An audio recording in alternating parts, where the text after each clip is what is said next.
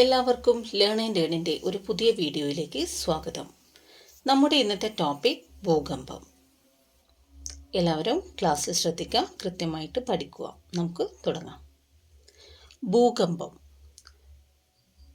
ഭൂമിയുടെ ഉള്ളറയെ സംബന്ധിച്ച വിവരസ്രോതസ്സുകളിൽ ഏറ്റവും പ്രധാനം ഭൂകമ്പം. ഭൂമിയുടെ ഉള്ളറയെ സംബന്ധിച്ച വിവരസ്രോതസ്സുകളിൽ ഏറ്റവും പ്രധാനം എന്താണ്? ഭൂകമ്പമാണ്. ഭൂകമ്പം എന്ന വാക്ക് ഉദ്ഭവിച്ച ഭാഷ ഗ്രീക്ക്. ഭൂകമ്പം ഏത് ഭാഷയിൽ നിന്നാണ് ഉദ്ഭവിച്ചത്? ഗ്രീക്ക് ഭാഷയിൽ നിന്നാണ്. ഭൂകമ്പങ്ങളെക്കുറിച്ചുള്ള പഠനം സീസ്മോളജി. ഭൂകമ്പ തരംഗങ്ങൾ രേഖപ്പെടുത്താൻ ഉപയോഗിക്കുന്ന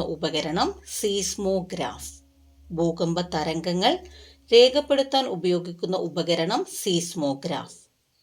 അപ്പോൾ ഭൂകമ്പം എന്ന വാക്ക് ഉദ്ഭവിച്ചത് ഗ്രീക്ക് ഭാഷയിൽ നിന്നാണ്, സീസ്മോസ്.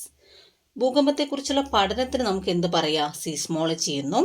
ഭൂകമ്പ തരംഗങ്ങൾ രേഖപ്പെടുത്താൻ ഉപയോഗിക്കുന്ന ഉപകരണത്തെ സീസ്മോഗ്രാഫ് എന്നും വിളിക്കാം.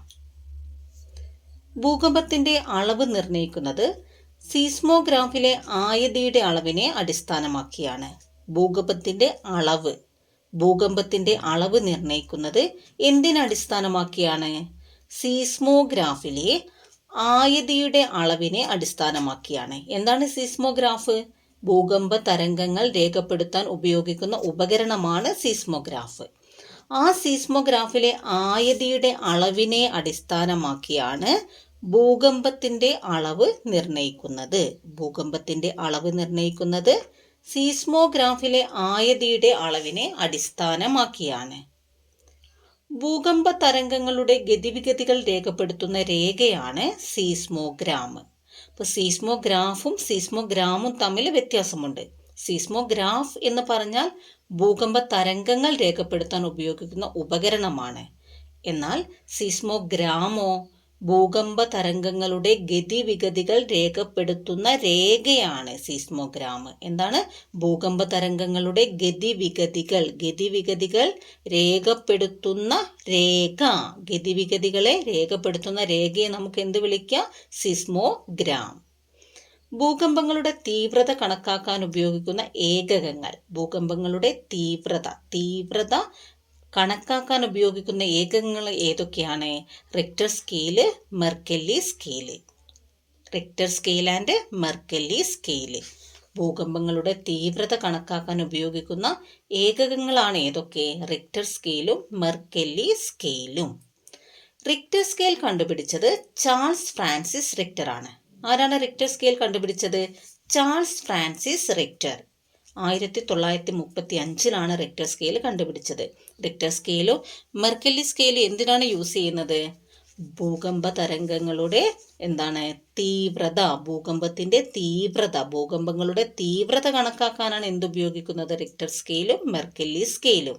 റിക്ടർ സ്കെയിൽ കണ്ടുപിടിച്ചത് ചാൾസ് ഫ്രാൻസിസ് റിക്ടർ. ആരാണ്? Charles Francis Richter. ഏത് വർഷമാണ് റിക്ടർ സ്കെയിൽ കണ്ടുപിടിച്ചത്? 1935. അദ്ദേഹം USA ആണ്, അമേരിക്കക്കാരനാണ്.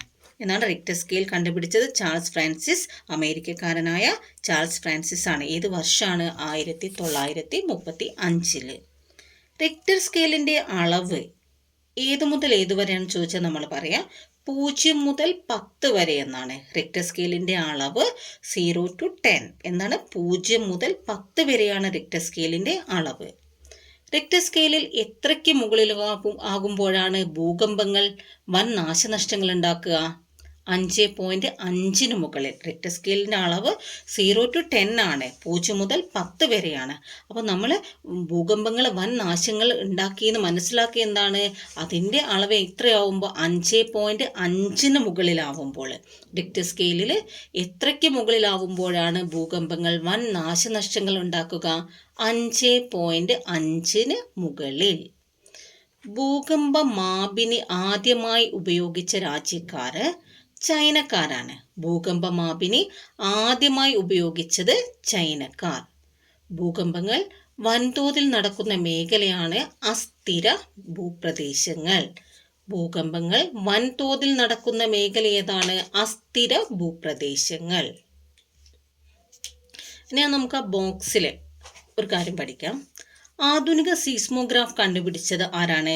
John Milne. ആരാണ്?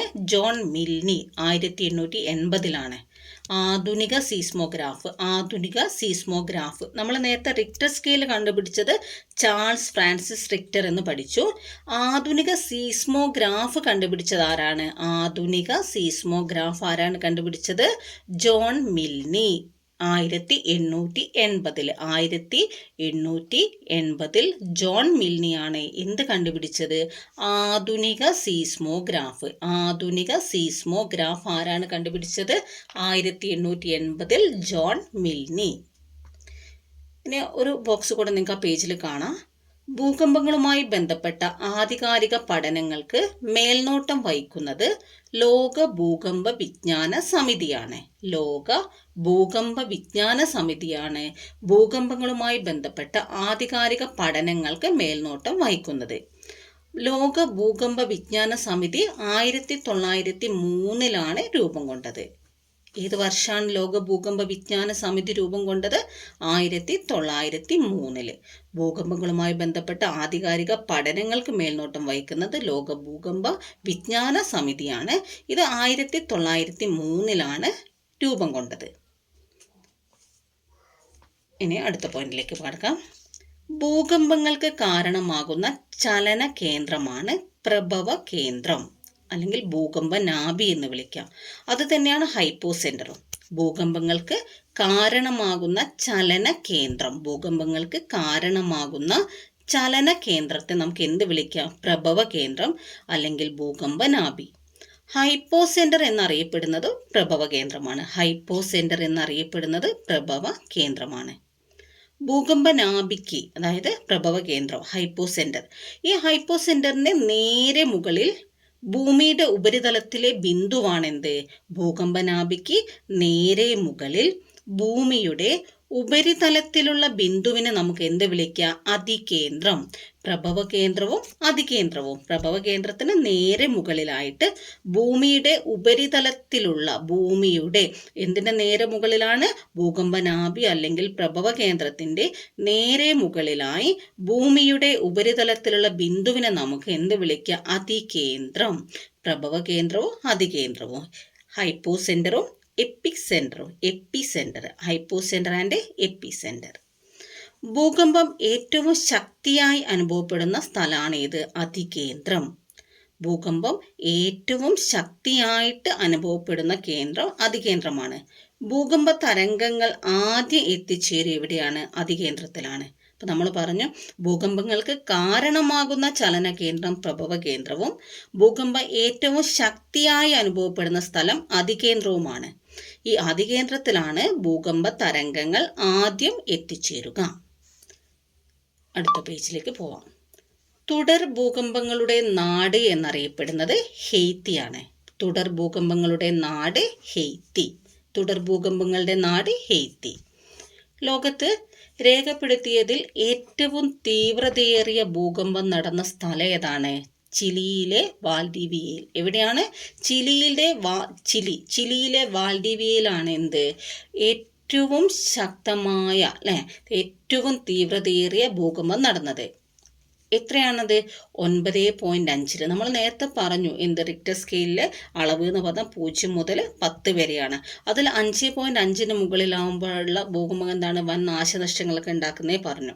അപ്പോൾ ലോകത്തെ ഏറ്റവും കൂടുതൽ ഏറ്റവും ശക്തിയേറിയ ഏറ്റവും തീവ്രതയേറിയ ഭൂകമ്പം നടന്നത് എവിടെയാണെന്നാണ് പറയുന്നത്? ചിലിയിലെ മാൽഡിവിയിൽ. അവിടെ രേഖപ്പെടുത്തിയ ഭൂകമ്പത്തിൻ്റെ ഇത് എത്രയാണ് അളവ്? 9.5. അപ്പോൾ തുടർ ഭൂകമ്പങ്ങളുടെ നാട് ഹെയ്ത്തി.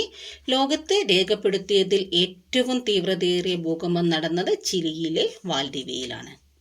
അപ്പോൾ നമുക്കിനി ആ ബോക്സിലൊരു കാര്യങ്ങളൂടെ നോക്കാം. തുടർചലനങ്ങൾ ഉണ്ടാകുന്ന പ്രദേശങ്ങളിലെ ജലം പരിശോധനയ്ക്ക് വിധേയമാക്കുമ്പോൾ ഏത് വാതകത്തിന്റെ സാന്നിധ്യമാണ് ആ പ്രദേശത്തെ ഭൂകമ്പ സാധ്യത മേഖല എന്ന് പരിഗണിക്കാൻ കാരണമാകുന്നത്? എന്നാണ് ചോദ്യം. തുടർചലനങ്ങൾ ഉണ്ടാകുന്ന പ്രദേശങ്ങളിലെ അവിടെയുള്ള ജലം പരിശോധനയ്ക്ക് വിധേയമാക്കുമ്പോൾ ഏത് വാതകത്തിന്റെ സാന്നിധ്യമാണ് ആ പ്രദേശത്തെ ഭൂകമ്പ സാധ്യത മേഖലയായി പരിഗണിക്കാൻ കാരണമാവുന്നത്? റേഡോണിൻ്റെ സാന്നിധ്യമാണ്. ക്വസ്റ്റ്യൻ ഒന്ന് കൂടെ നോക്കാം. തുടർചലനങ്ങൾ ഉണ്ടാക്കുന്ന പ്രദേശങ്ങളിലെ ജലം പരിശോധനയ്ക്ക് വിധേയമാക്കുമ്പോൾ ഏത് വാതകത്തിന്റെ സാന്നിധ്യമാണ് ആ പ്രദേശത്തെ ഭൂകമ്പ സാധ്യതാ മേഖല എന്ന് പരിഗണിക്കാൻ കാരണമാവുന്നത്? ഏതാണ്? റാഡോൺ. നമുക്കൊന്നുകൂടെ നോക്കാം. ഭൂകമ്പം. ഭൂമിയുടെ ഉള്ളറയെ സംബന്ധിച്ച വിവര സ്രോതസ്സുകളിൽ ഏറ്റവും പ്രധാനമാണ് എന്ത്? ഭൂകമ്പം എന്ന് പറയുന്നത്. ഭൂകമ്പം ഗ്രീക്ക് ഭാഷയിൽ നിന്നാണ് ഉദ്ഭവിച്ചത്. ഭൂകമ്പങ്ങളെക്കുറിച്ചുള്ള പഠനത്തെ സീസ്മോളജി എന്ന് വിളിക്കാം. ഭൂകമ്പ തരംഗങ്ങൾ രേഖപ്പെടുത്താൻ ഉപയോഗിക്കുന്ന ഉപകരണം സീസ്മോഗ്രാഫ് ആണ്. എന്നാൽ ഭൂകമ്പ തരംഗങ്ങളുടെ ഗതിവിഗതികൾ രേഖപ്പെടുത്താൻ നമ്മൾ സീസ്മോഗ്രാം ഉപയോഗിക്കും. ഭൂകമ്പങ്ങളുടെ തീവ്രത കണക്കാക്കാൻ ഉപയോഗിക്കുന്ന ഏകകങ്ങൾ റിക്ടർ സ്കെയിലും മെർക്കല്ലി സ്കെയിലുമാണ്. ഇതിലെ അളവ് നമ്മൾ പറഞ്ഞു. റിക്ടർ സ്കെയിൽ എന്താണ്? ഭൂകമ്പ തീവ്രത കണക്കാക്കാൻ ഉപയോഗിക്കുന്നതാണ് റിക്ടർ സ്കെയിലും മെർക്കല്ലി സ്കെയിലും. അതിൽ ആ റിക്ടർ സ്കെയിലിൻ്റെ അളവ് 0 മുതൽ 10 വരെയാണ്. അതിൽ 5.5 മുകളിലായ ഭൂകമ്പങ്ങൾ എന്താണ്? വൻ നാശനഷ്ടങ്ങൾ ഉണ്ടാക്കും. പിന്നെ എന്താണ്? തുടർ ഭൂകമ്പങ്ങളുടെ നാട് നമ്മൾ പഠിച്ചു. ഹെയ്ത്തിയാണ്. ലോകത്തെ രേഖപ്പെടുത്തിയതിൽ ഏറ്റവും തീവ്രതയേറിയ ഭൂകമ്പം നടന്നത് ചിലിയിലെ വാൽഡിവിയയിലാണ്. ഭൂകമ്പങ്ങൾക്ക് കാരണമാകുന്ന ചലന കേന്ദ്രത്തെ പ്രഭവ കേന്ദ്രമെന്നും ഭൂകമ്പം ഏറ്റവും ശക്തിയായി അനുഭവപ്പെടുന്ന സ്ഥലം അതികേന്ദ്രമെന്നും വിളിക്കാം. ഭൂകമ്പ തരംഗങ്ങൾ ആദ്യം എത്തിച്ചേരുന്നത് അതികേന്ദ്രത്തിലാണ്. അപ്പോൾ നമ്മൾ ഭൂകമ്പങ്ങളെക്കുറിച്ച് കുറച്ച് കാര്യങ്ങൾ ഇന്നത്തെ ക്ലാസ്സിൽ പഠിച്ചു. നന്നായിട്ട് എല്ലാവരും പഠിക്കുക. നമുക്ക് അടുത്ത ക്ലാസ്സിൽ ഭൂകമ്പ തരംഗങ്ങളെക്കുറിച്ച് പഠിക്കാം. ഇതോടെ നമ്മുടെ ഇന്നത്തെ ക്ലാസ് ഇവിടെ അവസാനിച്ചിട്ടുണ്ട്.